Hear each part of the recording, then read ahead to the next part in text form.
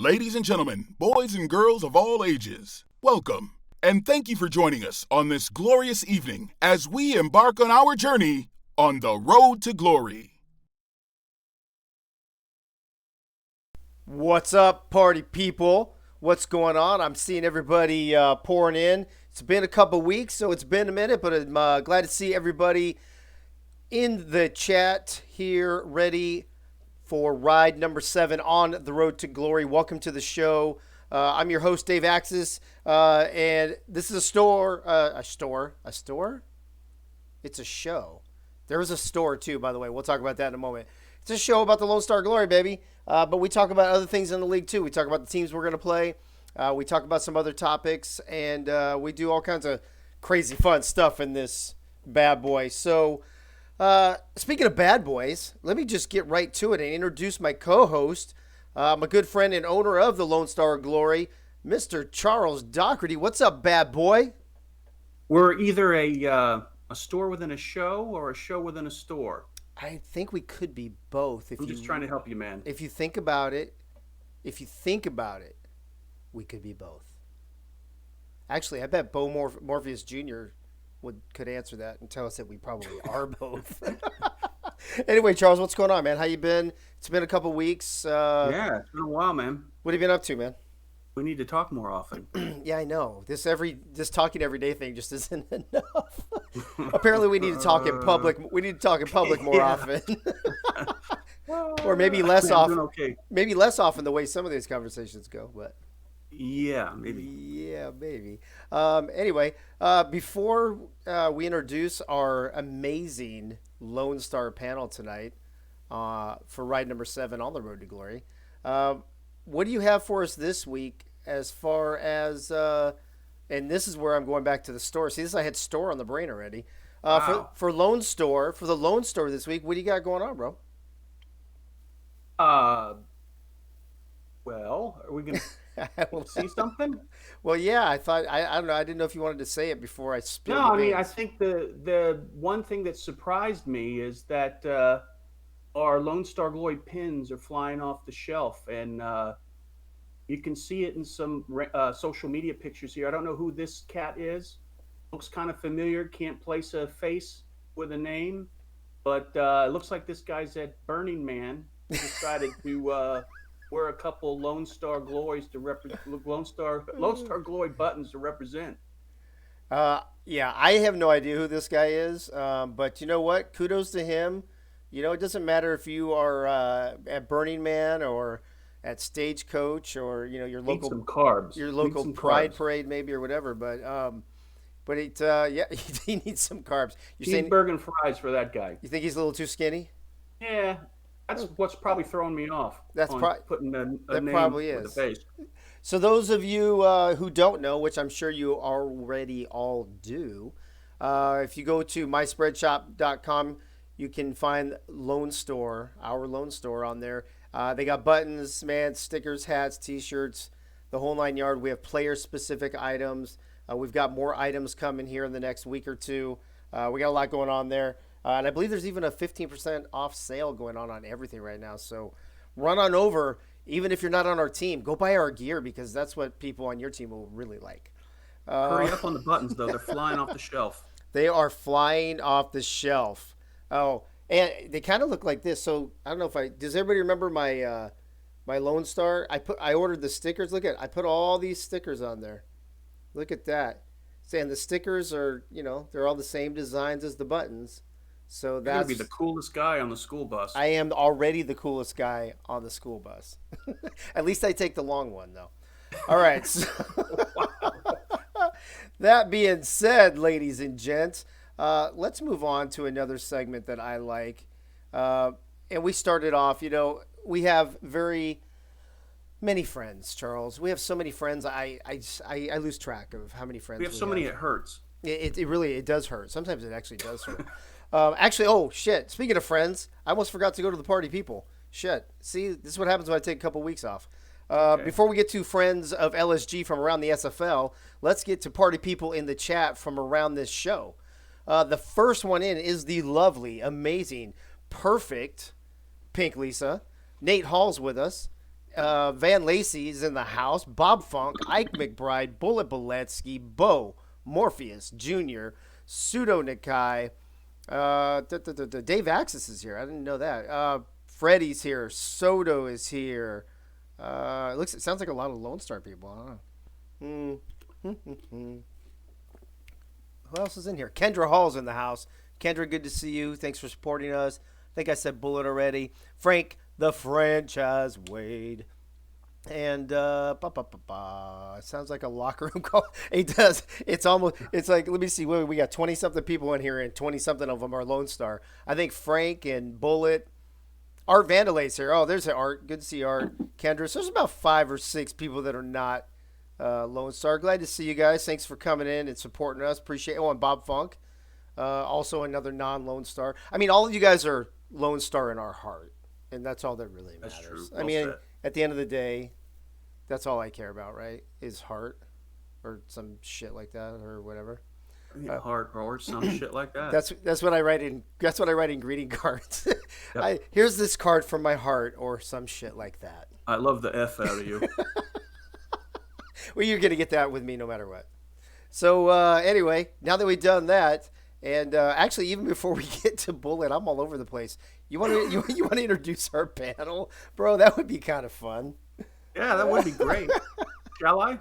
Yeah. What the hell? What the hell? All right, in the red corner, when he's not flying his Colonial Viper on Battlestar Galactica, he's on the SFL gridiron, intercepting balls and drilling wide receivers. Mr. Bearclaw, king of all bedpans, head coach of Lone Star Glory, the magnificent Albert Begin. Albert, what's up, buddy? That was a hell of an introduction, bro.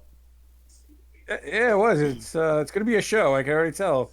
Between scores and maybe towing courses or whatever we're going to do later. I'm not really sure, but I'm glad I'm here. I'm glad I'm here. We're going to screw so much shit up tonight. But those end up being the best shows, man. Of course. There you go. If you get called away because Cylons are incoming, we understand. Nothing's more important than this show. Okay? That's right. That's right. And you have proven that over and over, Albert, and I appreciate that. I'm not high tonight, though. Sorry. All right, no worries. Wow. Well, that does kind of suck. Well, we'll see. We'll see if sober Albert is as much fun as high Albert. I don't know. We'll see. We'll find out. Is this all we got tonight, Charles? Just the 3 of us? I think we have somebody in the blue corner. Oh shit. Okay.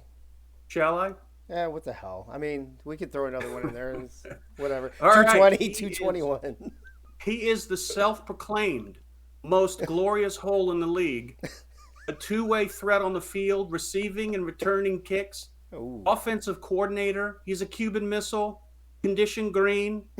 The Greg Soto. The Greg Soto. We can't fuck anything up with these settings, baby. No, we not can't. tonight. Oh, snap.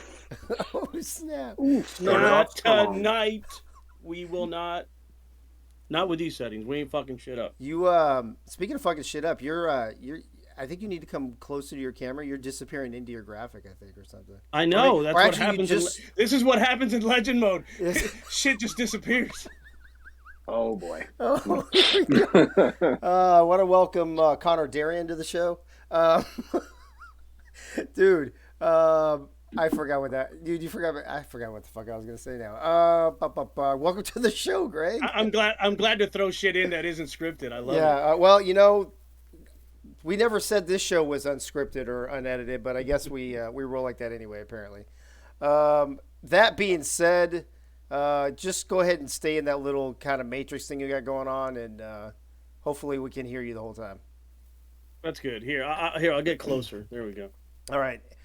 All of that being said, now that we've checked out the party people, I don't know if anybody else jumped in over the last few minutes or not, and we've introduced our panel. I guess now we might as well start the first of, I think we do 3 or 4 a night, Friends of LSG from around the SFL, and we always start each show with recapping the previous show. Now, it's been a couple weeks, so you might not remember, so it's a good thing we do these bullet points, and Bullet's here to help us out, to help you remember what went down 2 weeks ago.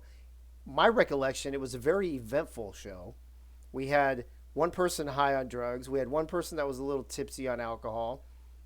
Maybe 2 people a little tipsy on alcohol. Maybe 3 people little tips. It doesn't matter how many. Bottom line is we're all sober tonight. So let's see if we can pull off a good show even when we're sober. But to help us remember what went down 2 weeks ago, none other than my man, Bullet Beletsky. Charlie, what's up? Welcome back to the show, bro. What's going on, Dave? Happy to be here as usual. I hope that you can even remember these after 2 weeks.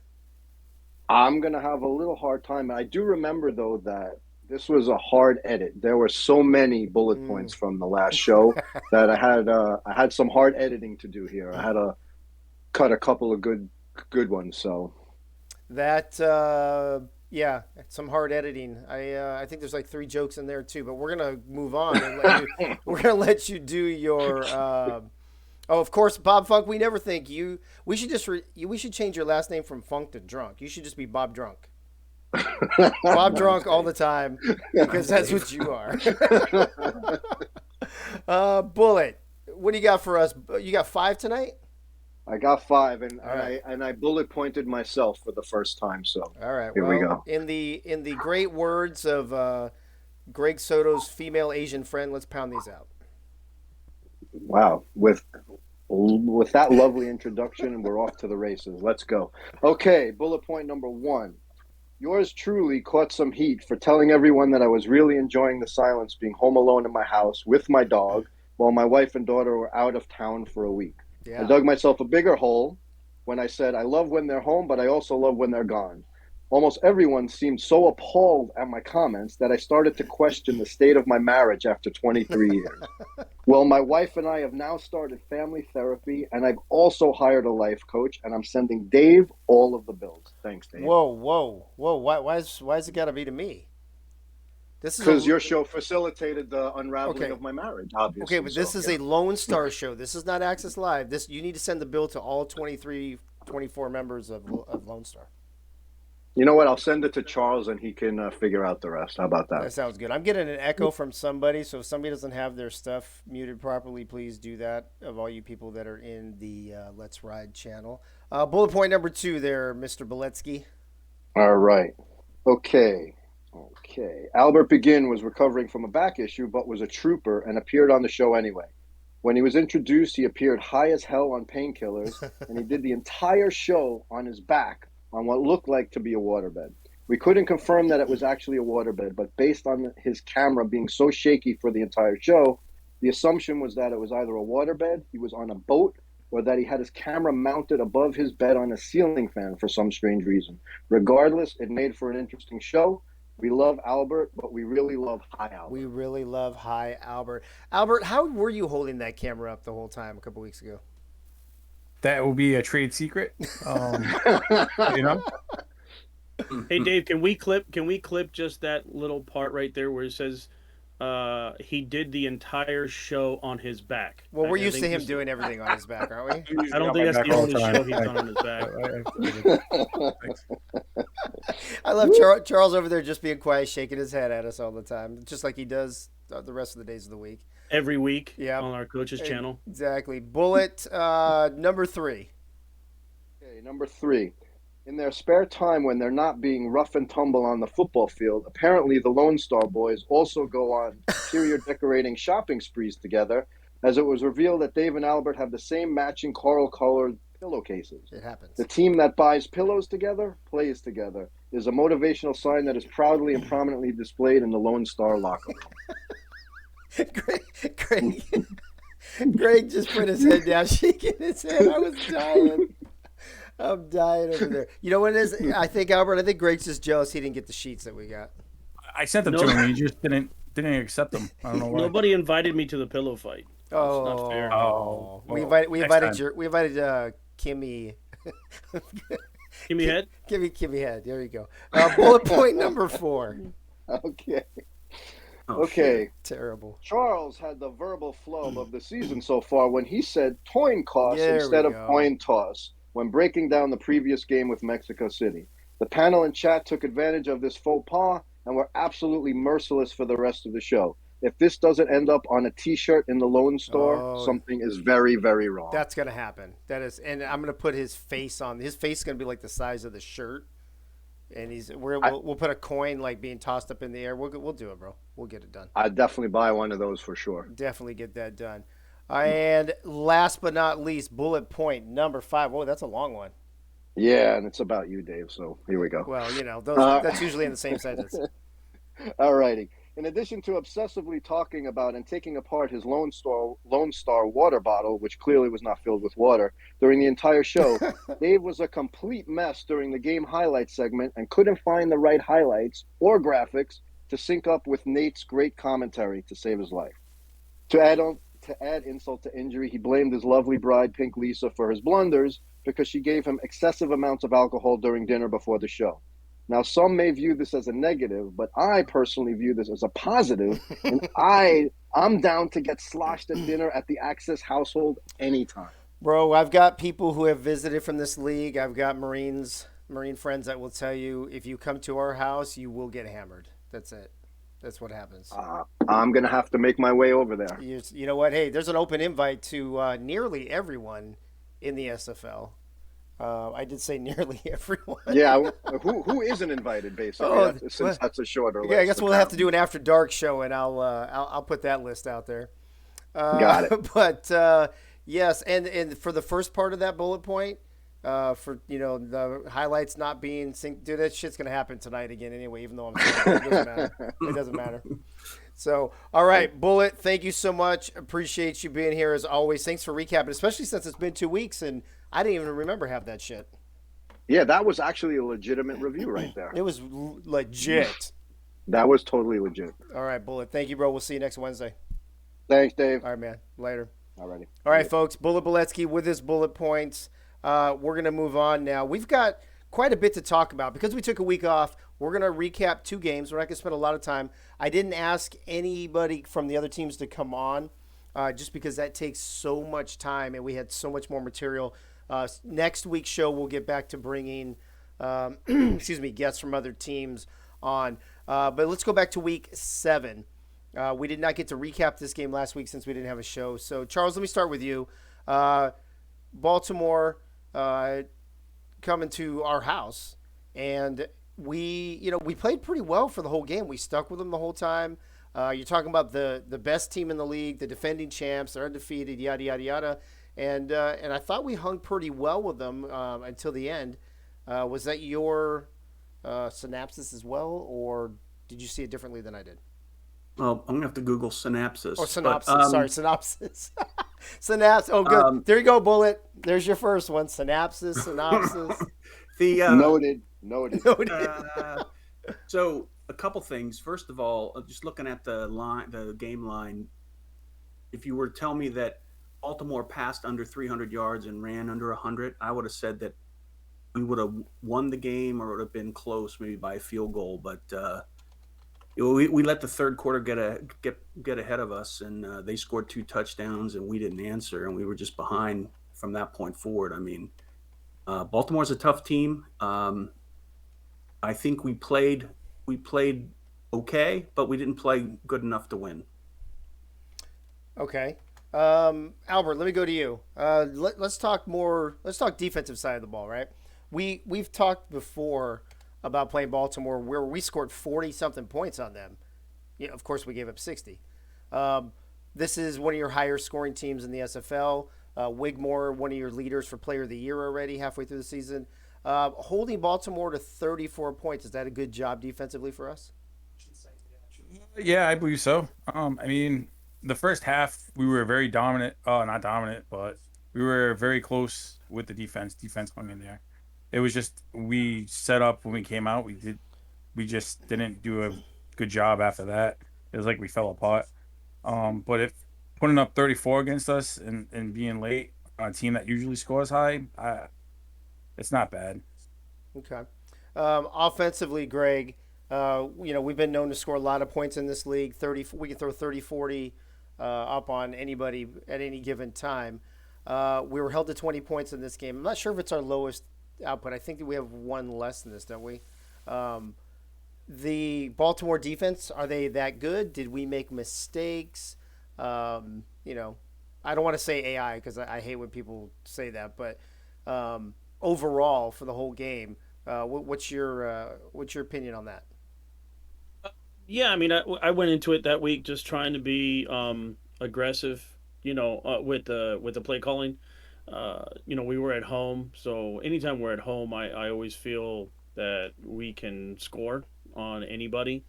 Um, but yeah, my play calling aggressiveness, kind of translated into Ace throwing 3 interceptions, which is not like him. I mean, I always talk to Ace, and he says he's always cool about it. He's like, yeah, I don't care, coach. I don't care, Greg. I mean, if I throw 3 interceptions and we win, that's fine with me. But against Baltimore, you just can't do that, and they just came ready to go on defense, man. I thought we would probably. I knew it was going to be close, but I thought we'd at least score another touchdown in there, not lose by 14, if lose at all. Maybe lose just by 1 touchdown, but yeah, my aggressive play calling. I've had to change that up a little bit, and that I think that's what cost us the game is, me telling Ace, hey, go ahead and go for this play, and him, just that defense being ready for it, and him throwing 3 interceptions. I totally put it on me on that game.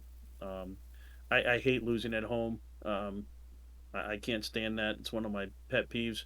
So, but yeah, they were ready on defense, and I just thought we were going to be able to score a little bit more on that. So, Charles, let me ask you, and I'm going to ask all three of you the same question. I mean, we know Baltimore has always had a great defensive backfield. We know they always score a lot of points on offense.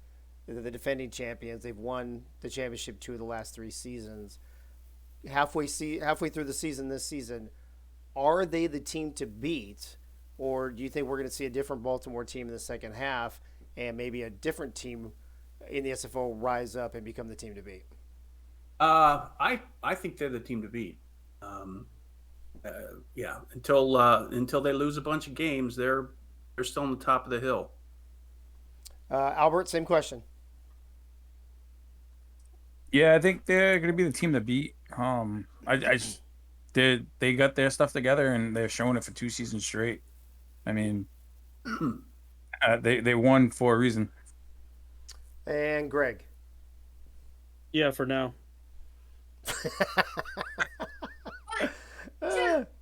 I like that. All right, let's get ready to bring Nate in here and go over these plays, and then we'll wrap up the Baltimore segment. Nate, are you with us? I hope.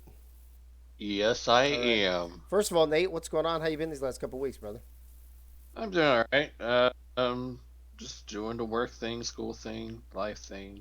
Got it. Marriage thing. Okay. Yeah, Well, I noticed, when we win and we score a lot of points, we seem to have a lot more top plays. And when we lose and don't score a lot of points, we don't seem to have as many top plays. It's kind of weird, right? Yeah, pretty much how it works. So for week 7, you only have 3 plays for us. So why don't you start walking us through those? Number 3, Ace to Deuce connection early in the second quarter to take the lead once again that we lost earlier. The drive that started on the Glory Zone 27, and it will end in the end zone. Touchdown. Wow. And go from Ace to Deuce for the TD. And number 2, I don't think the theme changes. It does not. You are correct. Ace to Deuce this time in the first quarter to take our first lead of the ball game. 5 wide out in the pattern. Ace to the end zone. Touchdown to Deuce again. His second. Making it look easy, Colin. And number 1 play of the week against Baltimore in week 7, Nate. Number 1 play from the game, 40-yard run by Ike McBride on the first play of the third quarter. Simulation NFL, part of our bonus coverage today here on Next Level Sports. Ike McBride takes the handoff. She's got a lot of space. 45-40. Got a block downfield. 30. Past the 25. Breaks a tackle. Ike McBride down to the 16-yard line. Bravado on the outside, the fullback with a key block. I want to bring in Brett here. There was nobody for the fullback to block, and he went all the way down the field and blocked the safety, Giovanni Bolt. Blocking on the end, too. Did you see that? What the hell's going on here? 88 was taking a selfie. 88. That's first of all, I was blocking with the other hand.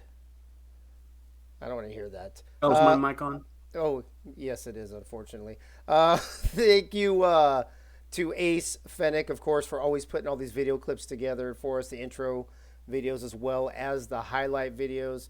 And Nate, was there anything that was close to being fourth? Were we close to having 4 highlights in that game, or was 3 pretty much it?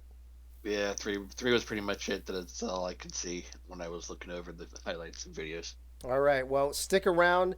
We're going to get ready to recap our game against Los Angeles, so we'll bring you back for those top plays in just a few. Sounds good. You got it. All right, thank you, bro. All right, folks, Nate the Great with his Week 7 highlights. Baltimore at Lone Star. Will be back in a little bit he'll be back in a little bit with his highlights from the Lycans game.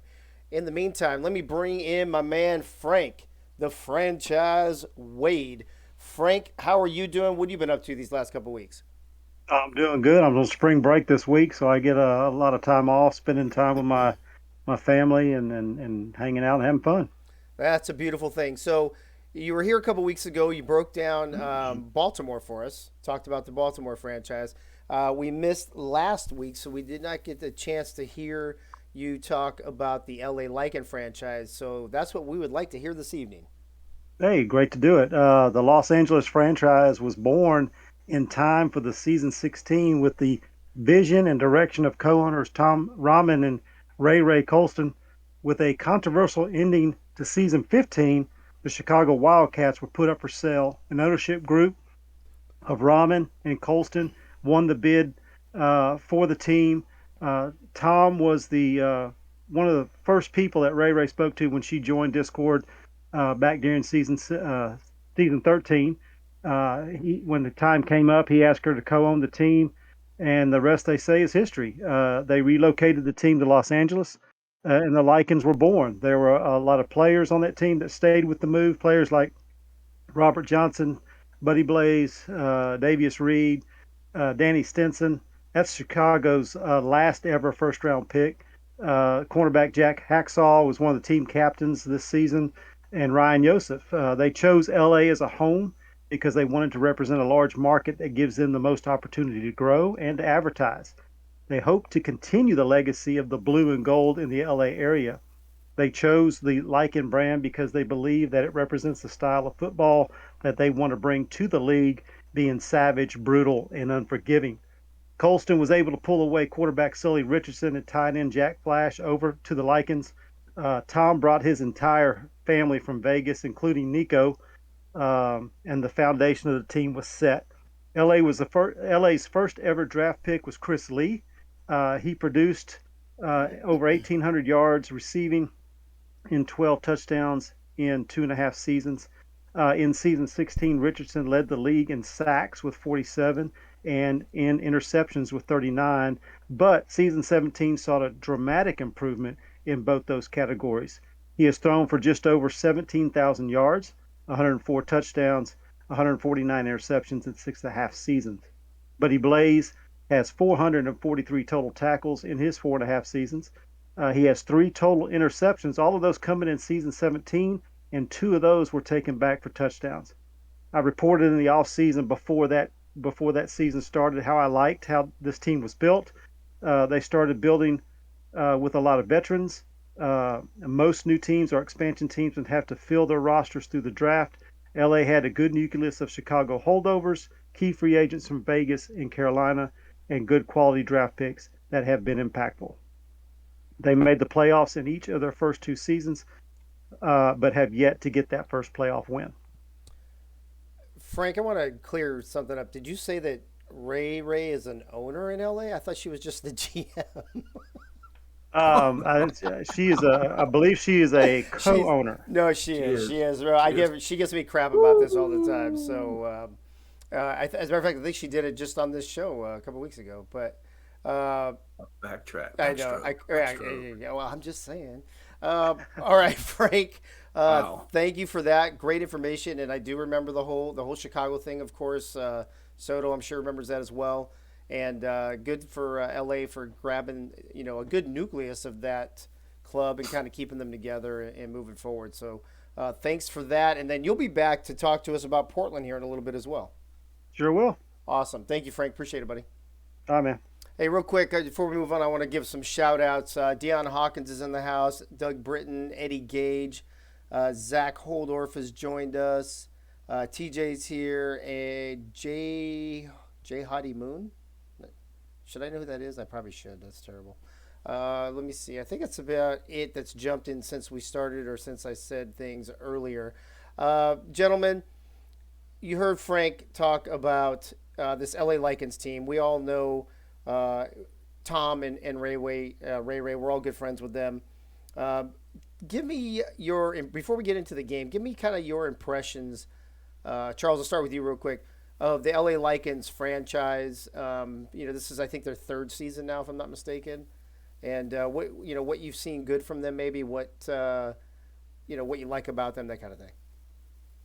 What I like about them, I like Sully, their quarterback. When he's on the right side of the touchdown to interception ratio, he's I think he's one of the top tier quarterbacks in the league. I really like Robert Johnson, their running back. And their secondary is with Ray back there, who happens to be the co-owner of LA. She's a beast back there. Her closing speed's incredible. Yeah. Anytime you throw it in the middle, you got to worry about her getting an interception. So I think they're, overall they have a lot of talent. It's obviously they're run well by Ray, the co-owner, and Ramen. And I'm just surprised they haven't won more games. Yeah, well, and here's the thing too, right, Albert? They've lost a lot of close games. I mean, you talk to Ray, you know how close they've been to winning a lot of games. I mean, what's the cure to that, if you will, to being able to win close games in this league? Now, granted, they did have a good nucleus to start the team, but they did have to draft quite a few people and get things going a couple seasons ago. Is it just a matter of time and progression and growth, or do you think it's more, maybe changing up the playbook kind of stuff? But them, I believe it's they have the keys. Their defense is really, really good. Even during Sims, I was having a hard time. Greg was a little bit with their defense. But Wei, I don't know who Wei is, but Ray, she's really, really nice. I've talked to her maybe once or twice. Tom Rahman is pretty good. But our defense, it was deep. Are you laughing at what Cornwall just said? Yeah. The three bald amigos on the show tonight. Yeah. So it is what it is. But as for defensive side, even going against this, even our game was a very defensive game. They held our offense. The reason why we won is because we have Greg Soto as our offensive coordinator. Props to him. And but other than that, it was a very hard fought defensive game, and I kind of figured that's how it was going to be because they've been like that for the last couple of weeks. About the game, dude. You're going off script, brother. I'll come back to you about the game there, brother. Loud. Hey, by the way, so I guess Bullet will be telling us that we have to have another T-shirt in the store next week. I guess the three bald amigos. That comment messed me up. I follow my orders with T. As soon as I read that comment, I was done. It was over. I know. He's a maverick, man. He's got to do it his own way. Leave it to Holdorf to fuck things up. On. Look out. Soto, a real quick question to you before we dive into the game. What is it about this LA team that you like? What do you think keeps them in close games? And what do you think will help them get over the hump? I like Sully. I think he's a fantastic guy on and off the field. Their defense, their defense is probably going to hold them on, to hopefully get over the hump and get in the playoffs. And, that's basically it. I think if that defense is really good, I remember some of those guys from my 1 year there in Chicago. And, but yeah, I think if Sully can chill out, calm down a little bit back there, and get a little bit more time in the pocket, I think he's going to have he'll continue to have a good season. Good to see Jacob Bouvet joining us here in the chat, as well as Alien Nation. Thanks for coming in, you guys. Appreciate you being here. All right, let's talk about the game now. 27-23, very close game. It was on the road, Charles. Since we've gone to legend settings, I don't know if that's as big a deal, but in my mind though, home field advantage, I don't care if it's a video game, in real life, whatever. In my mind, there's always just a tiny something bit to it, right? So I would just say, in my mind, traveling, playing on the road, a little more difficult than playing at home. That being said, very close game. They had the lead. I think was it 23-20 or something near the end before Soto's return for a touchdown. Or am I on the wrong game? No, that's it, right? No, that's fine. I just want to know from you. Again, we talk about LA. They're a tough team. They play in these close games. We were able to get over the hump. I guess, of how were we able to do it? Well, I mean, you can basically take the comments I made about Baltimore and put our name in it. I mean, it was a tight game. I think we outplayed them in the third. But if you would have asked me if we would have won a game passing for 169 yards and our star running back rushing for 29 yards, yeah, I'd say no way in hell. But we won on many facets. I mean, we won with a pass to Worm in the end zone. Soto finally running one back on a kick return. Took him long enough, but he finally did it. And Bo Martin doing the interception and taking it into to the end zone. I mean, for a touchdown. So it wasn't pretty, but every team, offense, defense, and special teams, did what they needed to do to win. So, Soto, let me ask you. We just talked about this in the Baltimore game, right? We've got this high-powered offense. Last couple of weeks, we haven't put as many points as we normally do. If you take 14 points off the board, you take off Bo Martin Jr.'s pick six and your 304-yard kick return for a touchdown. That's only 13 points offensively. Is there something going on with Ace the last couple of weeks? What do you think? And I go, I don't want you to give away secrets. You could be spicing things up, switching things up. I don't know what you're doing in there. And, of course, don't give away any secrets. But give me a macro view level of that. The laboratory is being used 150% right now. So that's all I'll say. Okay. Order 66 is in full effect as of last week. And unfortunately, LA was the first one. Unfortunately, that's all I'll say. Okay, Albert, let me move on to you.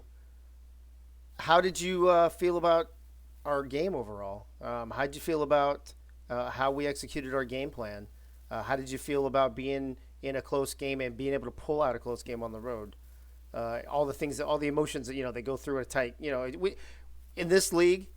We have a lot of close games, and we're always on the edge of our seat. And we're always screaming and swearing and throwing shit and blaming the API, and then 30 seconds later we're celebrating and whatever else. So take me through kind of what you were going through that day, but also, how do you feel about the way we played?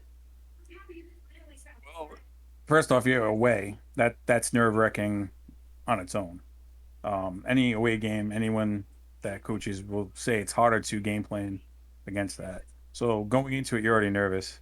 Then going through it after playing Baltimore and seeing us leading before the half and coming out and the defense is actually showing up and going great. Now that offense and then the offense not doing so good wasn't a great ride at all. But James Troll hit two 50-yard field goals in the game. Yes, that helped big time. I want to give props to him where it's due. Yeah. That's why we brought the kicker over. And if it wasn't for him, we would have been down 6 points more. So different game again. It's 21-23. But as for nerve-wracking, it was up and down. The final drive, when they were screaming down the field with 23 seconds left, And then I think there was like 7 seconds left, the final play of the game, and Bo knocked it out of the end zone to seal the deal. Yeah. It was nerve-wracking. I mean, I was screaming, throwing stuff, dented my my Starship. It was bad. What? It was bad. Yeah. That's taking things a little too far, Albert. All right. Yeah. Well, it's the meds. It's the meds. It is. It must still be the meds. At least you didn't toss the bedpan. No, that's secret. That's secret. That could have been messy. I'm sure that thing was already dented. Hey-o. All right. All right. Speaking of dented bedpans, is Nate still here? Nate still in the house? Why did I get brought into that? Like, dude, it's called a segue. It's professional. Come on, what's wrong with you? Okay. Apparently a lot, but that's beyond. Is Nate known for denting things? I don't know. We're gonna find out. Okay.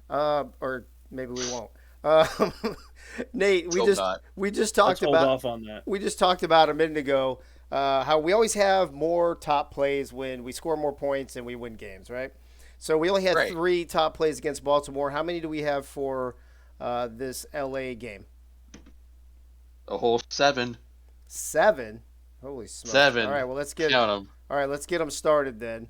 LSG. But before you do start, I do want to say as a pre-caveat that when we get to number 2 and number 1, pause because I would like to explain why I chose that's what fine. I did. Well, I pause them anyway. So all right, Here we go. Let me start this bad boy over for you. LSG Week 8 top plays. Number 7, knock yourself out. Yeah, and even the kicker gets some action in our top plays this week.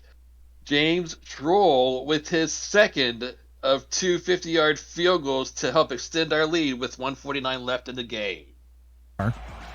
7 of 8 right now. High snap brought down. Kick is on its way, and it is good. I wanted to hold the ball, but they wouldn't let me. I bet. Somebody's got to splice that one and save it for future. Yeah, we should have that in our intro. That play should be in our intro video. Nate, Nate, what do you got for number 6, bro? Number 6, Bo Martin Jr. with his first of 2 top plays this week. A little hint for you. A pass deflection. All comes down to this. If they get the touchdown, they win. If they don't, they lose. Richardson throws back corner of the end zone. It's incomplete.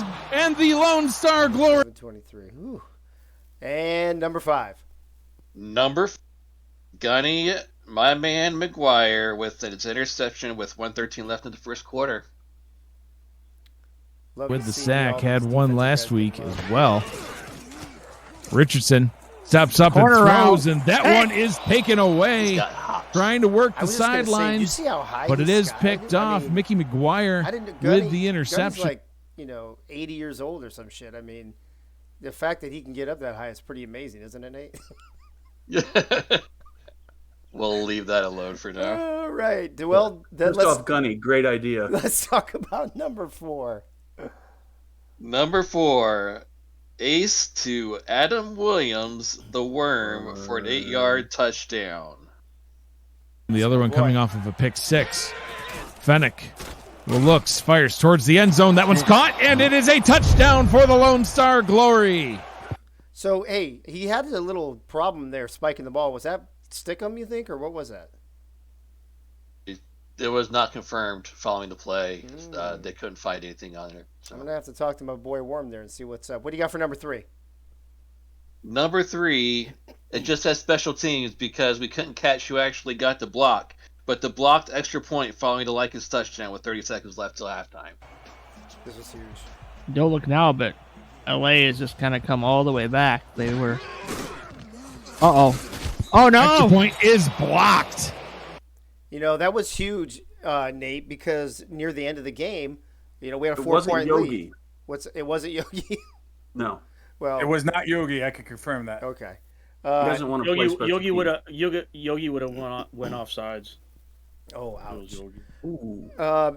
Nate, the reason that play was so important is down the stretch, LA had to score a touchdown because we had a 4-point lead instead of a 3-point lead. Otherwise, they probably kicked that field goal and we go in overtime in back-to-back weeks. Absolutely, and that's why I made number 3. There you go. All right, so now we're in the Right. top 2. I'm pausing. So what do you got for number 2? All right. Well, the reason I chose these 2 plays in the order that they're chosen is because of the amount of yardage that each play had on their respective plays. They were of equal importance, but just the number of yards is what separated them. Okay. So at number 2, Morpheus Jr. with the 51-yard pick six to start the scoring for us with 9:45 left in the first quarter. To be honest with you, I thought this was going to be number 1. Richardson under center on first down. Deep drop, steps up and throws on the run. And that one's picked off going the other direction to the 40 with blockers out in front. 20, 10, 5. Touchdown Lone Star. Bo Martin Jr. with the pick six. Oh no! This is the number 1 play. 104-yard return over that. Come on. Look, the reason I chose this at number 1, I already said why, but not only that, he got through at least 2 or 3 blocks in a scrum of, defenders trying to stop him about halfway, and somehow he pulled out of there and still got the touchdown. So yes, your number 1 play of the week, Greg Soto, 103-yard kick return for a touchdown with 1 second left in the third quarter. Fucking Soto. I was even able to get away from Albert. Yeah, that wouldn't work. It reminds me of Lone Star starting to claw back into this one, Matt. The yardage total still quite a disparity, but Lone Star climbing. Look at this! Here we go. That's how you get back into it. Greg Soto breaking past midfield. Nobody's out in front of him. Rob M's in pursuit, but falling behind, and it is a touchdown for the Glory. It goes into the end zone. I was just toe tapping into the end zone, baby. That's all. Well, Nate, you had 7 plays here, only 3 last time against Baltimore. Was it a hard time even cutting it down to 7? Did we have more, or were you thinking about going less, or what? It was Ike had some good runs in there towards the later stages of the game. Good catches in there that weren't necessarily touchdowns, but still big plays on drives. So yeah, it was really difficult. What about punts? Any good punts? No, sorry, couldn't find any. Do we ever have any good punts? I don't know. All right, but Nate. Yeah, definitely difficult. Very well. Hey, thanks for doing all 10 of those plays for us. Appreciate it. We'll see you back here next week. Sounds good, bud. All right, later, bro. All right, folks, there's your top plays against the Lycans, 7 of them, and a couple big plays. Congrats, Mr. Soto, numero uno, 103-yard kick return. Basically is the game winner for that game.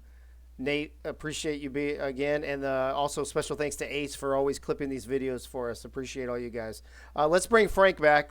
Frank the Franchise Wade, we got another franchise to talk about, bro. And this is the Portland franchise. We've got a few friends over there. We've got Mr. Bob Drunk, of course, over there.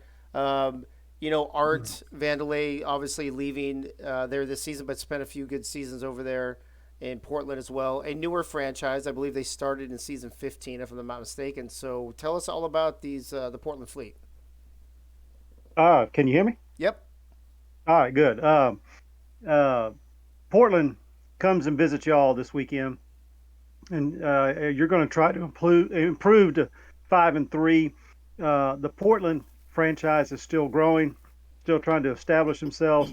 They started in season 15. Jacob Fleet had a vision and an image, if you will, off the coast of Oregon. He actually sent me a picture of the actual sunset that inspired him to choose the colors of orange and blue. Not only from that sunset, but the orange and blue is the color of the Coast Guard. He is a boat person. He believes that the Navy is the strongest part of the military to protect your homeland. I'm sorry. So he chose. I'm sorry. What? I don't even understand that sentence.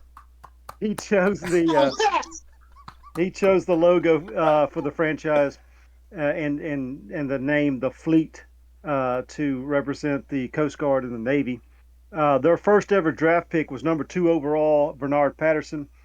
He has accumulated 96 tackles so far in his career. He also has 24 sacks. After an 0-5 start in their first season, Portland got their first win. It was a 2017 win over Houston. Portland finished 2-10 that season and was ready to build for the future. They are 0-6 this season, 13-29 overall. They just missed the playoffs last season with a 6-6 record, and they were hoping to build on that momentum. They probably accomplished the greatest coup of the offseason by stealing Brody Gulch to an already stout defense. The former Defensive Rookie of the Year has to be one of the best linebackers in the league. He's in his 3.5 seasons. He has 300 tackles, 97 assists, and so he's been very dominant, a mainstay player on defense. Their offense has struggled. They still have Ezekiel Love at running back. He's been a mainstay for Portland. Love led the league in rushing last season with 1,716 yards. He finished second in rushing in his first season at running back. Remember, he was drafted by Tulsa in season 15 as a free safety. He is second in rushing this season. He is on pace to break his personal best in both rushing yards and TDs. He has 4,111 yards rushing in 2.5 seasons and has 36 rushing touchdowns. This year, they drafted a pair of wide receivers in Israel Adams and Mike Savage. As they're building their player, tight end Nelson Lozano, along with Love, is carrying some of the load. They are last in team offense and in team defense. But if I know those guys, they're going to be they won't be given up. They will try to right that ship. This is only their fourth season. They knocked on the door of the playoffs last year.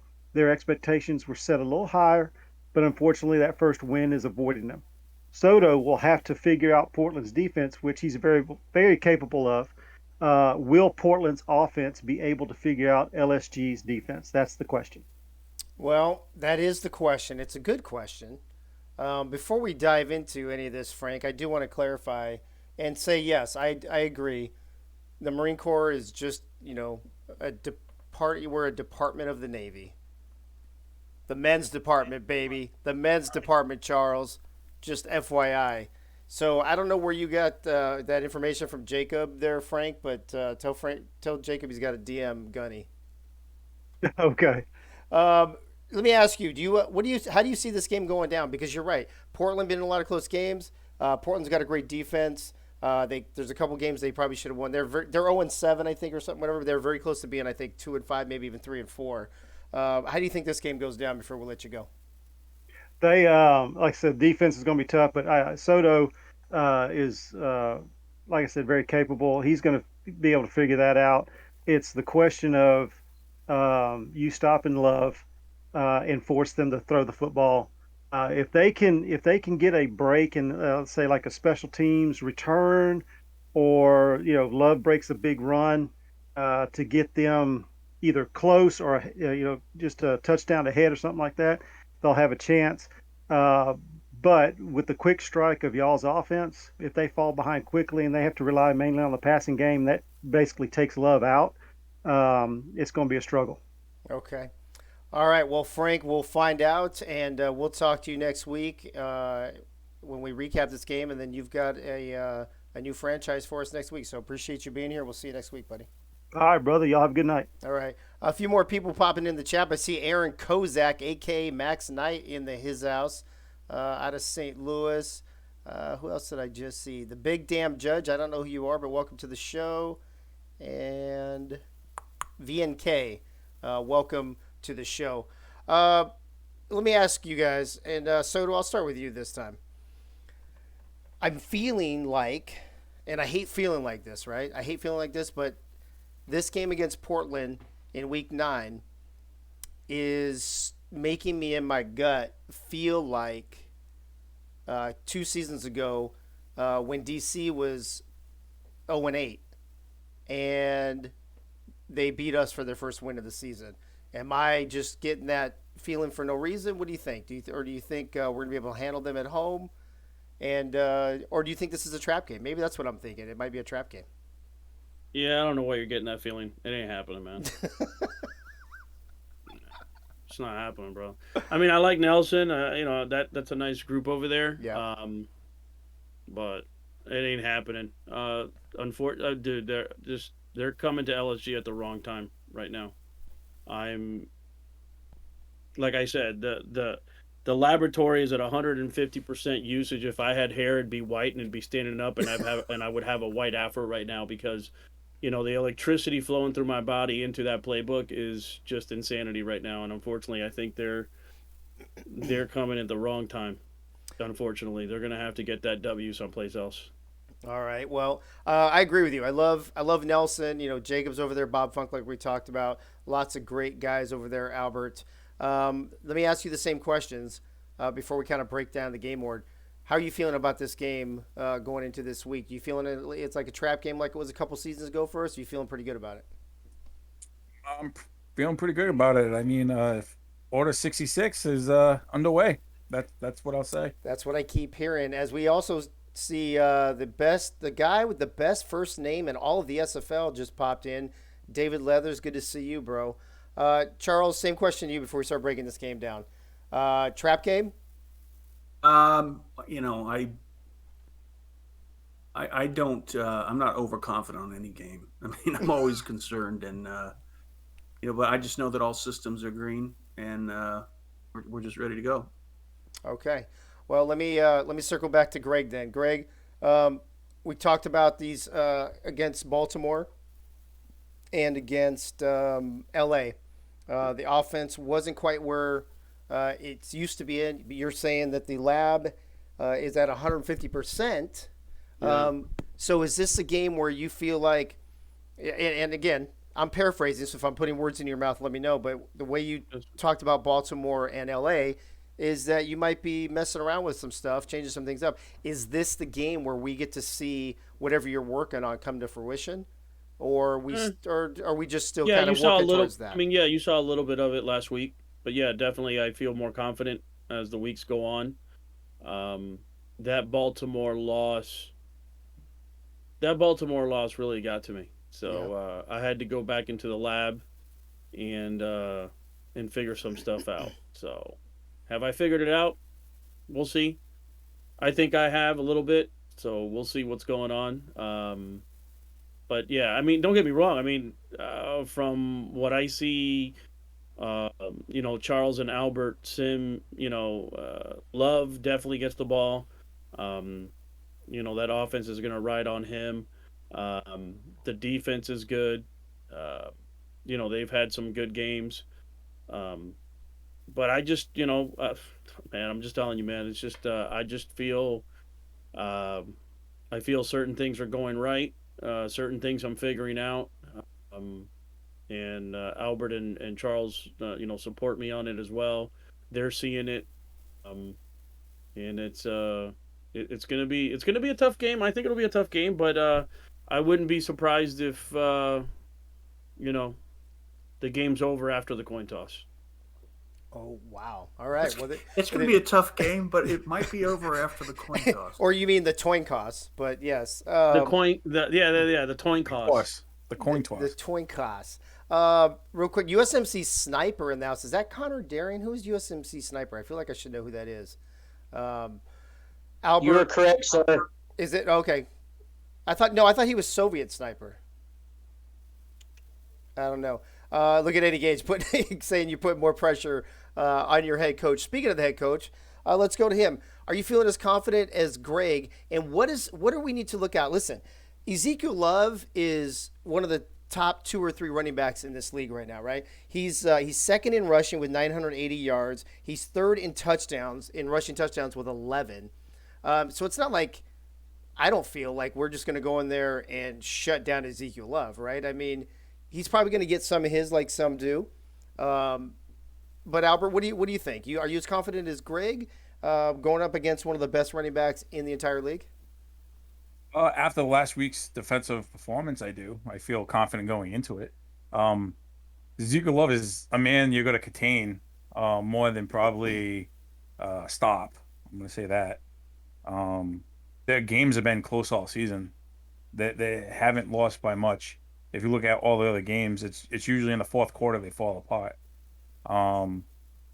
So defensively wise, I've seen what they've done on the offensive side, and Ezekiel Love is key to stop.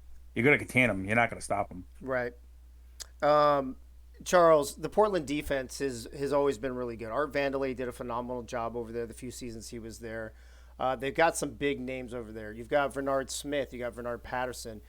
Mel Davis, for goodness sake. You've got, let me go back over here. I want to make sure I don't want to miss any. Brody Gulch. Gary Clem, Khalil Thomas, Brody Gulch, Derek Majors. Chris Stotch, Bob Funk. The list does not end. So this is not your typical 0-6, 0-17 that we're facing next week, especially with a defense that good and with all those big names over there. They don't have I don't see a positional weakness on their defense. Their linebackers are stellar. Maybe one of the best linebacking core in the league. Just from a value standpoint, I don't know about execution, but their defensive line is nothing to go to sleep on either. I mean, they're loaded. I'm shocked that they haven't won more games we've said enough about Love.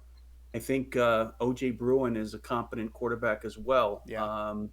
He's got two between Warner and Valentine. He's got two solid wide receivers to throw the ball to. Yeah. So I am puzzled that that they haven't won a game.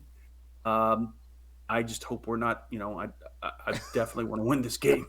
I don't want the moniker of losing to the teams that haven't won. So.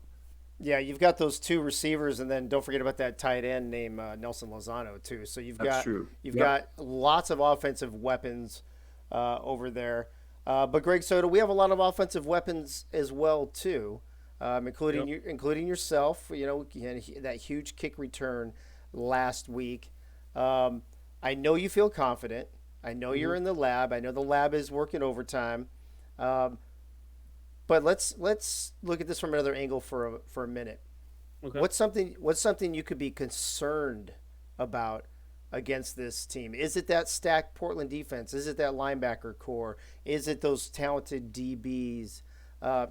Since you're the offensive guru for Lone Star, as you look at it from that point, what is something that concerns you on the defensive side for Portland? Can't hear you. Can you hear me now? Mm-hmm. Okay. What concerns me? Well, the defense. I mean, look, the defense in general. Are we going to get a bunch of big plays? Probably not. We're going to maybe have to chip at them a little bit. Chip at them down the field. The whole entire defense is good. I mean, don't get me wrong. I'm confident, but it's just I'm confident, but I really understand our team and what we're capable of, and it's more of I'm more confident on our team than I am on them coming to our house and beating us. Again, that Baltimore loss at home put me in a whole nother out-of-body experience where I've been nonstop. And I'm glad I work from home, because if I didn't, I probably would have gotten fired by my real job. But I'm sure there's lots of people that can say that. Their whole entire defense is something we're going to have to chip away at them, and I think we can, and that's why I feel confident about it. And in seeing these guys Sims, it's just Love is definitely going to create a problem. I believe if there is a problem to be had. Nothing against Lozano at tight end, nothing against our quarterback. If something's going to present a problem, it's going to be our defense holding Love to what we think he should be held to. Will Ace throw an interception? Yeah, he might. He might. I'm still gambling, on the offense. But it's just I'm just really confident, and I believe in our players. I believe in our team. And like I said before, wrong week, wrong team, man. This is I just don't see it any other way. And look, the game is the game, and I understand that. It's really up to the game what gets called, but situationally, I feel pretty good about what our team can do. Before we wrap up this Portland segment with Albert and Charles real quick, a few more shout-outs. Goals Official is in the house. Krieg, what's up? Oh, hey, Nelson Lozano's here. Nelson, what's up, buddy? How you been, man? Hope you're doing well. And I thought I saw one more. Maybe not. Last question for you, Albert. Same question, but the other way. For our defense, and Soto started to touch on it a little bit. O.J. Bruin, young quarterback. Ezekiel Love, top running back. 2 solid receivers, a great tight end. Do you feel like do you feel like Greg feels? Do you think, if we can contain Ezekiel Love, we've got a good chance to win this ball game, or is it more than that? Yet again, I'm with Greg. I believe in the team. I know I've been here 2 seasons now. I know what the team can do, defensive wise. Love is going to be their key. He's been their key. We have to contain him. If he breaks out big, it's not going to shock me. He's done it all season, no matter what people have thrown at him. As for the offensive side, a little bit touching on Greg, he's got a hard assignment anyway with that linebacker core. Yeah. But our linebacker core is good too. Our secondary, I believe, is our strength most of the time. Coming up with the big plays we needed, like this week with Bo. I believe that the defense will be ready, and we just have to contain Love. So speaking of containing Love, and Charles, let me give you the last word on this. Eddie Gage asked in the chat. He asked it to Greg, but I'm going to have you answer it since we already talked to Greg. What amount of yards would we be content holding Ezekiel Love to? If we hold, and I think Bo Martin Jr. said under 100 would be good. Is it something that simple that if we hold Ezekiel Love under 100, we've got a good chance to win the game? Or if he blows us up like Say did, it's just there's nothing we can do about it? What do you think? Or is there a balance there in between? I think you have to take both sides of the passing game and the running game. In my book, I consider a solid defensive outing keeping the runner at 100 or under, and on offense keeping the quarterback to under 300 yards passing. There's other things that go into it, but that's just kind of the first thing that I look at. I may be the only one on this show that kind of thinks that this game may be similar to the last game, as far as a victory is. We're going to, in addition to the offense putting it in the end zone, we're going to need some magic on the defensive side, on special teams. It's going to be like last week, all hands on deck, to use a Fleet reference. Right. That's what it's going to take to win. Follow-up question for you, and then we're going to wrap it up. In addition to being second in yards in the entire league, Love is also third in touchdowns. Using the same kind of barometer we're using with quarterbacks and with the running back, 300 yards, 100 yards. What about rushing touchdowns from Ezekiel? Do we have to keep him under, 2, you think? What do you think? 1? I wouldn't lose any sleep if he did 1. I think I saw Soto putting up the 1 as well. Looks like Albert might be okay if he gets 2, as long as nobody else gets a touchdown, I guess. No, that's a code for his wife for the bedpan. Is that what that is?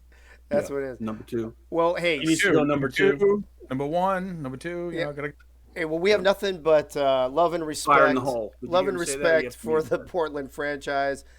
Jacob, Nelson, all those guys over there, all the people that we've named over the course of the last 15 minutes or so. Good luck to you guys. Obviously not too much, but welcome to Denton, Texas this week.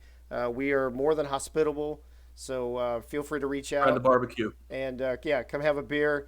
Let's fire up the BBQ, and let's hang out and enjoy a good game in week 9. And thank you guys for that. Our segment. stadium's better than Fort Worth's. It's funner. Barbecue's better and the beer's colder. Where is? In Fort Worth's. In Fort Worth? Oh, okay. And to answer Eddie's question, I have respect for them until they step on the field. After that, it's a no-go. There you go. I would. I have respect for them, but I also want to go 12-0. Yeah, there you go, Eddie. I'm down for barbecue. But yeah, Bob Funk, I'm not shocked that you're down for some alcohol there, buddy. Hey, he's got it out of order. He's down for beer. I'm down for some beer and beer. Beer and beer. All right. Well, Portland, thanks for all you guys popping in the chat. Appreciate that. Nelson and Bob. I saw, who else did I see in there? Jacob was in there for a little bit. Let's move on. Let's go to one of my favorite news segments, and that is... Can you? Yeah, you! It's time for Mail Call! That's Mail Call, baby. I know if you're on the panel, you can't hear it, but they can. Let me welcome Gunny in. Gunny, what's up? How you doing? How have the last couple weeks treated you? To Jacob Bavette, go Navy, beat Army. There you go. And again, us jarheads, we always pull for Navy, right? We're a department of the Navy, like I said. We just happen to be the men's department. That's all. That is true. That is absolutely true. Gunny, what have you been doing the last couple weeks? Soccer season has begun. Uh-oh. So I'm having fun teaching the kids. How are you doing? Under 8 or whatever again, or what are you doing? Under 10.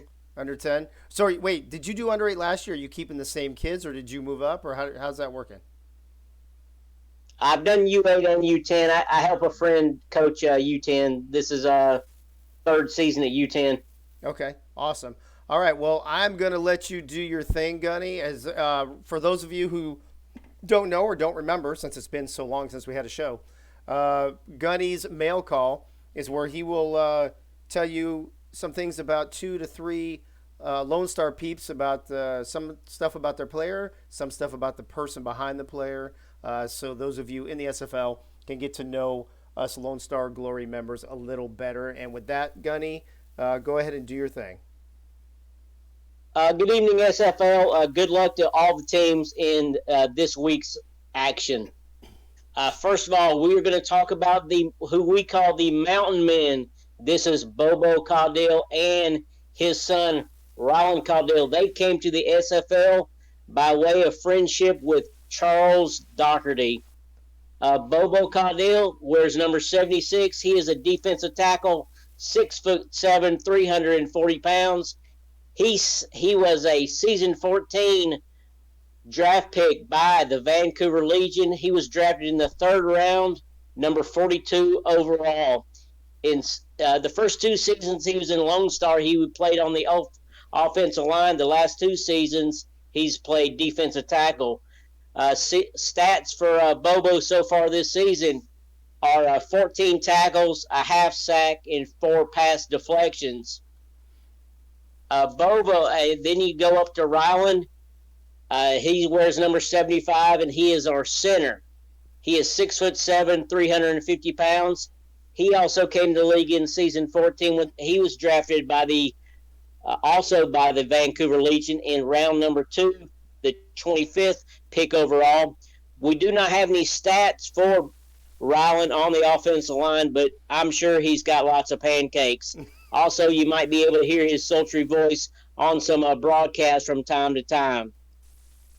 Our third and final member tonight of the Lone Star Glory is the grandfather of the Lone Star Glory. He is our longest tenured player on our team roster, and that is Jukin Rukin, number 60, defensive end, 6'2", 320 pounds. But when I see him in those black sleeves, he looks a little heavier when he jumps off sides.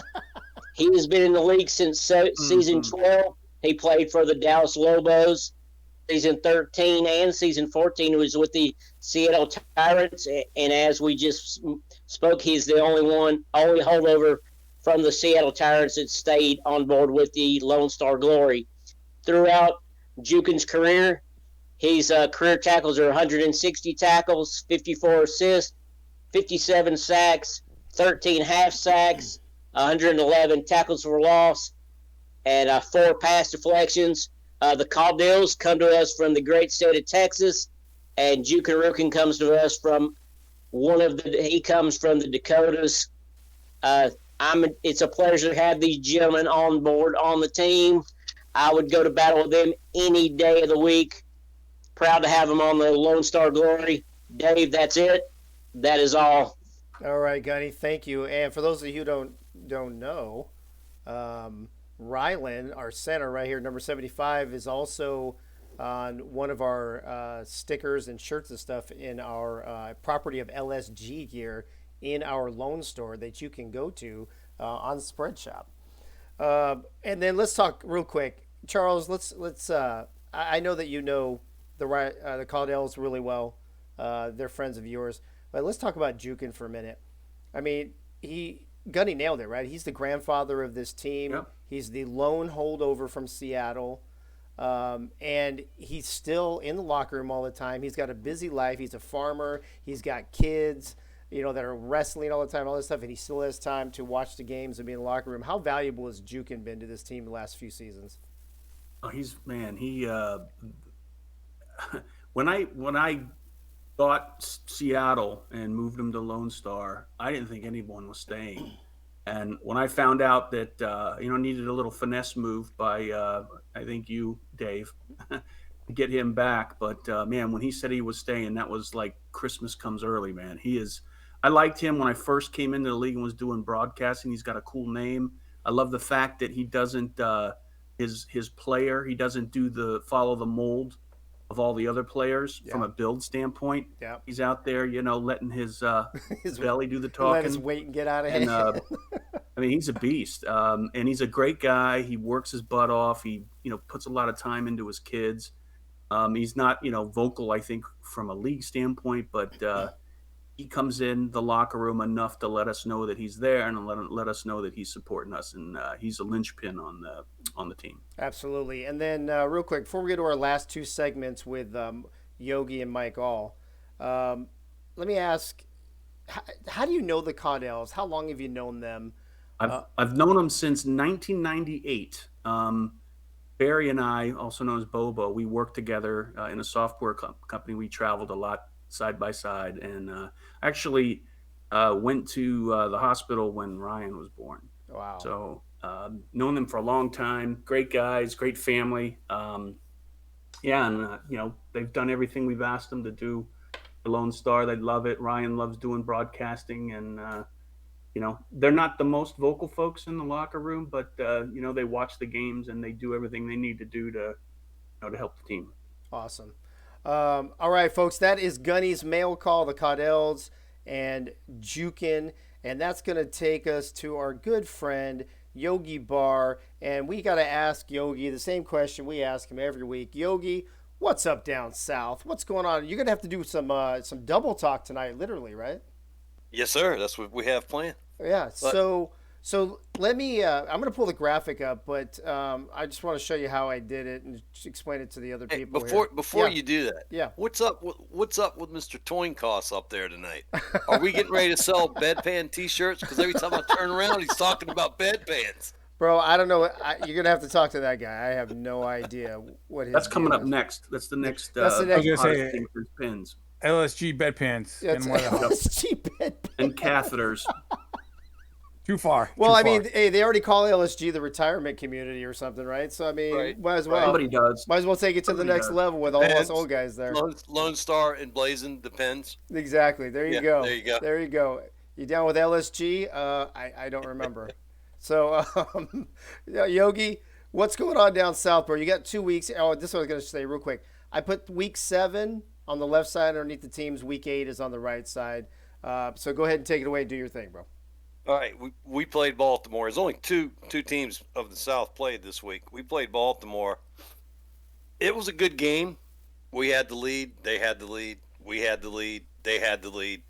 And when we started that third quarter, Mexico. Hey, I'm sorry, bro. I changed the score, but I forgot to change the team. We lost to Baltimore and Mexico City. I screwed up the. You're right. Go ahead.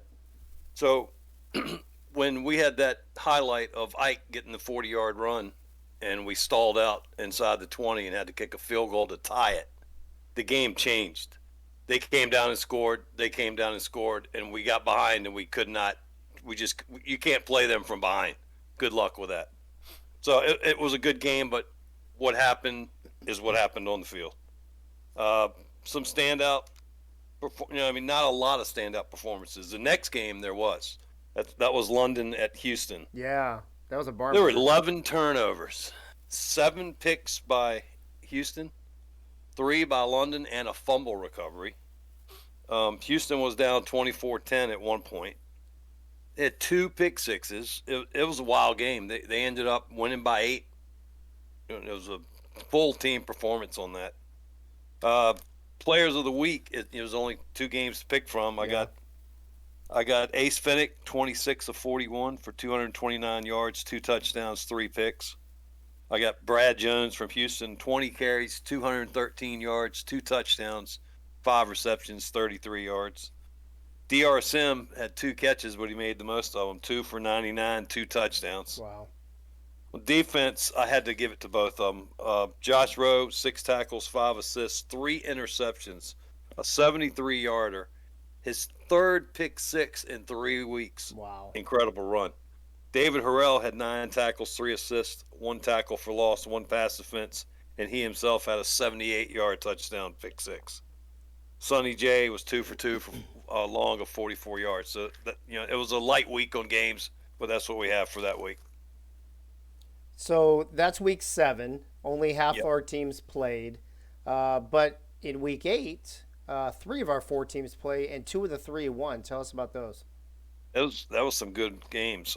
Earlier, you asked about what makes LA in the games and losing barely. Yeah, their defense keeps them in every game, so they're in the game. They've just had bad breaks. Like all game long, they were killing us coming down the field with the all slants. And on the last play of the game for a touchdown, they did not throw the all slants. They threw an out route, and Bo was there to break it up. Just a few things for them to clean up. Man, that team could be 5-2 easily. So that game was 27-23, and that blocked extra point was a key play of the game. It put them in a bad position at the end of the game. Standouts, it wasn't a lot of offense. It was the special teams were the big standouts, special teams and defense. The other game was Fort Worth at Vancouver. It was a decent game again by Fort Worth, and another close loss by them, 24-30. On the road at Vancouver. It was a 20-0 lead by Vancouver, and it was 20-7 at half. Fort Worth scored not too long before the half, but they just kept hanging in there. Just didn't have enough to win the game. Players of the week, I gave it to Matt Wilson. Oh, I missed a game. I'm sorry. That's the Portland man. Mexico City played Portland. They won 31-20. Wilson had another big game. Phoenix was decent, and it was 7-20 at half. Portland, and Mexico scored 24-0 in the second half to win the game, 31-20. See, that's what Portland should have won their first game of the season. Yep. They were in good shape. Yeah. They returned the opening kickoff 100 yards for a touchdown. Leo Morris. Players of the week are Matt Wilson, 20 of 29, 325 yards, 3 touchdowns, 2 interceptions. Jason Williams was the back of the week, 20 carries, 102 yards, a touchdown, 4 receptions, 8 yards. Mike Daggs was the receiver again this week, 5 catches, 112 yards, and a long touchdown. Defensive player of the week was Bo Morpheus Jr. Nice. 3 tackles, 1 assist, 1 pass defense, and that 1 big 51-yard interception. Special team player of the week was the one, the only, the Humid Missile. 105-yard kick return officially. And that leaves the records as we stand now. Mexico City and Lone Star at 4-3. Houston's 2-4, and Fort Worth is a tough 1-6. Yeah. So hey, real quick, I'm going to ask Bob Funk a question, Yogi, and then I want to ask you something. Hey, Bob Funk, if you add up Natty and Portland's records combined, what's your football record this year? Just out of curiosity. But look at Soto's face when I asked Drink a drink for every loss. Yogi, let me ask you this: what's more surprising to you, Fort Worth being 1-6 or Portland being 0-7? It's tough because I thought Fort Worth made some moves that were going to make some numbers change, and Portland, I didn't know if they were really there or just everything lined up for them last year. So I would say Fort Worth being 1-6. I think if Art Vandelay doesn't leave, then maybe that question's answered differently. But Jesus, that's a lot of credit for Art. Oh well, I mean, look what he was doing with that defense the last 3 seasons. Greg. I know. Well, and it doesn't matter. He said he wants to be your head coach when you own your SFL team anyway. Yeah, that's happening soon. All right, yeah, Yogi, I think I agree with you. I actually thought Fort Worth would have had a lot more wins so far this season too. So, hey, thanks for recapping 2 weeks for us. Appreciate you being on the show, and we'll see you next week, buddy. Later. All right, later. All right, folks, that brings us to our last segment. It's the one we always save for last. It's all dat in a bag of chips, and I can already hear the crunching going on. Michael, what are those? Layers? Layers? Well, let me show it to you, Dave. Oh, hey, you don't have your OBS Ninja muted. No, sorry, Dave. That's okay. You know, some people are more worried about chips than OBS. Apparently. These are actually not bad. Okay. There you go. No echo. Sorry, guys. Perfect. Sour cream and onion. So why are they called layers? So let me show you the chip here, Dave. Oh, they have layers. That's So are they even? Does it make them too hard? Or are they kind of? It seems kind of weird, bro. To be honest with you. You think it'd be like a Funyun, but it's not the case at all. It's tastes like a bugle, but it's bugle. Soft and That's puffy. Kind of what I was thinking. I was thinking bugle is what I was thinking of. Yeah. It's soft and puffy in your mouth. Yeah, sort of like Greg Soto. Oh, hey yo. Are we in After Dark yet? It is 10:30, and thank God we're here at the last segment already. But Mike, it's been a couple weeks. First of all, how you been, man? I've been well. I got to take a bye week last week in the SFL and ride on that high from beating San Diego, and looking forward to going up against Atlanta this weekend. All right. Well, what do you got for us this week? So, there was something that happened this weekend, this last week that piqued my interest. Okay. And I thought we could have a nice discussion about it here. Let me read a couple things here to you, okay, Dave. Go ahead. And I'm taking this all straight from Swamp Talk. So the first thing is the rumor mill. In what was a surprising move to some this week, former Hyena running back Warren Murray has returned to the SFL to sign with the Baltimore Vultures to replace running back Jimmy Hazard. A Swamp Talk reporter caught up with a front office executive in Houston to see what their thoughts were on the subject. This individual informed us that while Warren stepped away from the league to tend to personal matters, it was and still is their intention to bring him back to Houston when he returned. It will be interesting to monitor this situation this offseason, as Houston could look for a reunion with Murray just one season after drafting running back Brad Jones in the first round of the SFL draft. So that's one thing that piqued it. And then if you go right to the interview that they did with Warren Murray, they said, do you see this as a possible permanent destination now that you are with a team that is a championship winning team who is contending for another? Warren Murray said, it all depends on how I fit with the team.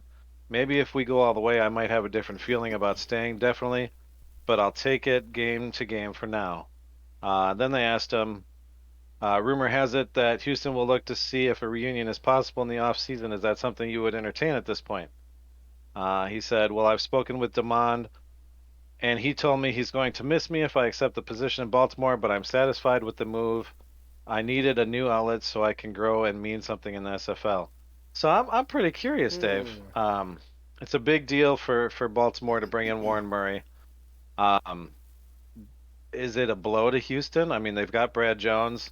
I'm really curious to see what everybody here thinks, but do you think maybe Murray, well, he did definitely have personal issues. Do you think he really wanted a way out of Houston and this was his way out? There's a lot going on there. I see some contradictory statements as well. Let me put it, let's go down to the kind of maybe the most simple part of it. And Charles, we'll start with you.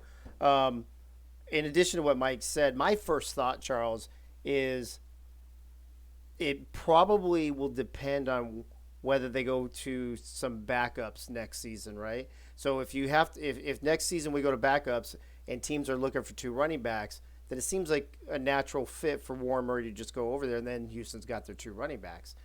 If they don't go to 2 running backs, though, why would Warren Murray go to Houston when he's got this nice gig on a championship team in Baltimore? That's exactly my thought.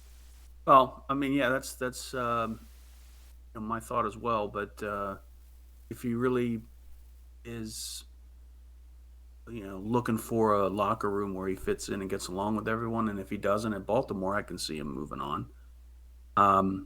But it's great. It would be great to be on a championship team, but it's phenomenal having a great locker room. If you're in I'm not saying Baltimore's a bunch of assholes, but if the locker room's a bunch of assholes or they don't talk, how fun is that? Well, Eddie Gage in the chat saying Murray bled Houston, so maybe Eddie's as confused as we are. Soto, let me go to you next.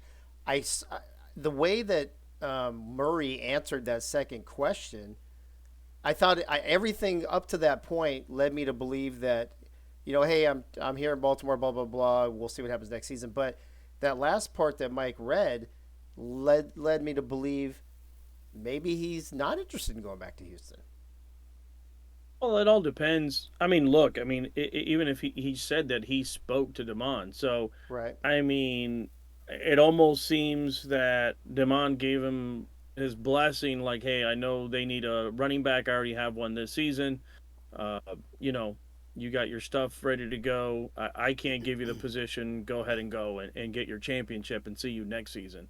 And I'm going to put a lot of stock on what Eddie's putting in chat. Eddie and Damon have been in the league. They know each other. They played with each other. And I would almost lean on whatever Eddie's kind of saying because, for a player to then get a hold of his ex-owner saying, hey, are you going to be okay with this if I do this? That to me is huge. That to me almost signifies, yeah, you know what, maybe I might win a championship, but if something opens up, I would feel that he would probably go back to Houston if after the season, if things play out the way that he wants it to, probably. So, okay. If he still bleeds Houston, and he has to be, because he actually checked with Damon to see if it was going to be okay with him. So, well, Albert, let me ask you this then. So, based on what Soto just said, right? 2 things. Number one, do you think that this is just one of those rent-a-player situations for a championship because Baltimore was in a pinch, Murray was available, let's do this thing, and then next season everything goes back to normal? Or do you think that if we don't go to running backup next season and teams don't go to this backup running back system, do you think it's a no-brainer that Houston would just take Warren Murray back and kick what's his name, you guys? Joe.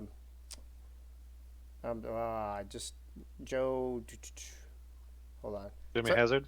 No. Houston. Sorry. Oh, sorry. Brad Jones. Jones.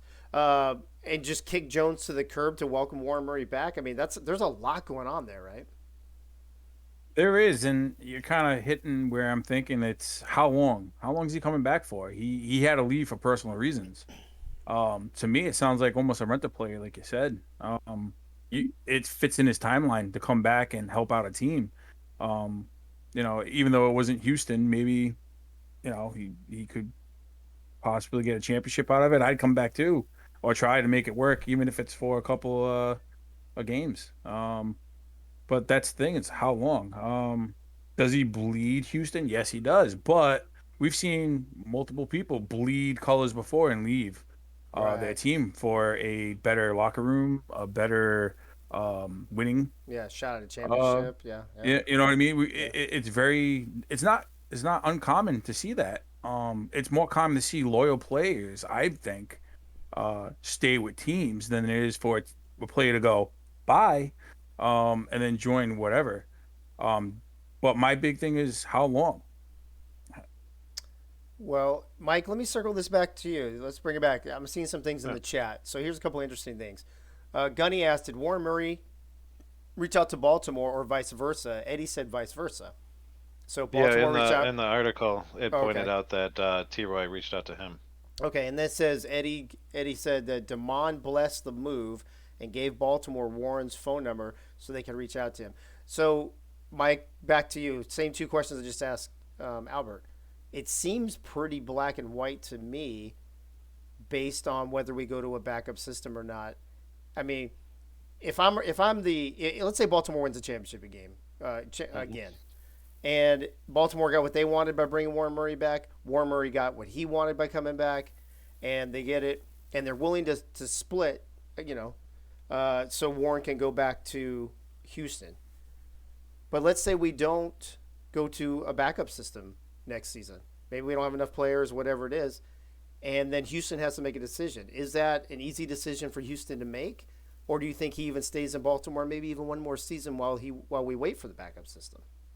That's a good question. I don't, for what they invested into Brad Jones, I don't see Houston giving up on Brad Jones, and I don't see Warren Murray wanting to split time. He's a really good running back, and I know he says in the article he wants to mean something to this. Well, he already did. He was a great running back. Right. I don't see either one of them wanting to split time, and I don't see Houston and Baltimore doing a swap where Baltimore gets Brad Jones and Houston gets back Warren Murray. I think Warren Murray's probably found his new home.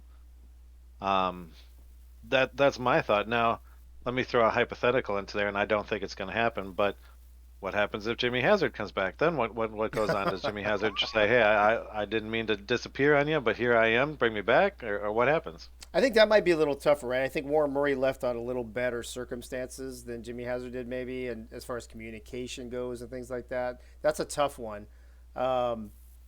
Interesting, though, I just saw Bob Funk put in the chat, Warren Murray got a year sub when he came back.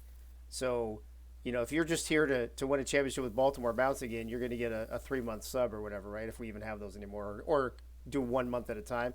If you're doing a year sub, you're probably back for the long haul. Yeah, most definitely. And Warren Murray's a fixture in the SFL. Granted, personal reasons are personal reasons, but I see him sticking around for a while no matter what team he's on. Of course, this is Bob Funk we're talking about. Maybe Bob was referring to Warren got a year's worth of subs when he came back. Or shots. Maybe it's a year's worth of shots. Sure, that could be it too. That sounds more like down Bob's alley there. Any other final thoughts on this from any of the panelists before we let Mike go? I could see actually, an agreement between the owners, like, hey, you work on Jones, I'll work on Murray. Murray bleeds Houston. They could work on Jones saying, hey, you can go to Baltimore maybe next year. And I do think that they'll swap. They'll sign each other's running backs next year. And Murray will go back to Houston, and you'll see Jones possibly in Baltimore. Interesting. Albert, Charles, anything else? I think he's gonna stay in Baltimore. Albert, I don't see him leaving a championship team. I see it very hard for especially that championship team. But if they go back to back, it's they're gonna go for a third one. Well, Mike, there you go. Opinions all over the place, which I'm sure is par for what's going on in the SFL. Talking about this as well. Yeah, Eddie makes a good point too. Again, he said Murray's on the brink of getting a Hall of Fame nomination. Yeah. Championship ring goes a lot towards getting that. Yep. Yeah, but do you want to go into the Hall of Fame as a Houston Hyena or as a Baltimore Raven? I mean, a Baltimore Vulture. So, being that you were, so long with. So long with Houston. Yeah, and Eddie, based on what Charles said, what Eddie's saying in the chat too, he's likely staying. I mean, let's be honest. The simplest, easiest thing to do is he stays put, Jones stays put, and everything is just status quo, right? I mean. Yeah, but this is the SFL, man. Come on. Well, there you go. So tune in next the week. Easiest thing. Tune in next week when all of this has been turned up on, upside down on its head, and Warren Murray's talking about wanting to go back to Houston or something. Who knows, right? All right, Mike. Thanks as always for bringing up the good stuff. I don't know about if those chips are good stuff, but I'll have to take your word for it. All right, I'll bring you some. All right, that sounds good, bro. I'll see you in a couple months anyway, but I'll definitely see you back next week. Certainly. All right, later, bro. All right, folks, that is all dat and a bag of chips. Mike always bringing the hot topics here on the road to glory, and that means it's time to wrap up this shindig. We're right in that 40 to 45 hour. I guess that's just the way it's going to be. So instead of 2 shows a week at an hour and a half, you get 1 hour and 40 minutes. I guess that's how we roll now. As we wrap up every single show, we always want to remind everyone the day that Evan Lacey went missing, December 17, 2019, unfortunately found on January 3rd, 2020. If you have any information about his death, or you would like information, maybe you would like to help connect the dots or help do the GoFundMe thing or anything like that, you can go to findourmissing.com/EvansHope. They also have a Facebook page, Find Our Missing Evans Hope, on Facebook as well. We also here at Lone Star pay huge tribute to the military. We are partnering with Objective Zero. Once again, their slogan, connecting veterans, saving lives. As you guys have heard on previous shows, Pink Lisa's dedication to this organization, and literally, I mean, you want to talk about ground zero. I mean, she literally texts and talks on the phone with guys that are on the verge of committing suicide. I mean, talk about your pressure jobs. When you literally have somebody's life in your hands. That's how important this organization is. This is how important this app is. If you are a veteran and you have any of those kind of thoughts, please download the app, and they find somebody near your location to talk to. And I can't stress how important that is to try to alleviate veteran suicide. So we thank Objective Zero for partnering with us once again this season. I forgot to do a special thanks and a next week graphic. So special thanks to all the regular people. And next week we'll have another show. So there you go. That brings in my man Fab56 Freddy to do our little what do we call this? A serenade? It's a serenade. There you go. This is a good night song. There it is. Freddie, serenade us, please, so we can get out of here. Dave, I want to say great show by you and the panelists. And here we go from our good friend Dandy Don. Turn out the lights. The party's over.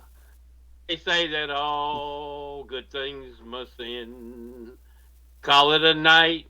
The party's over.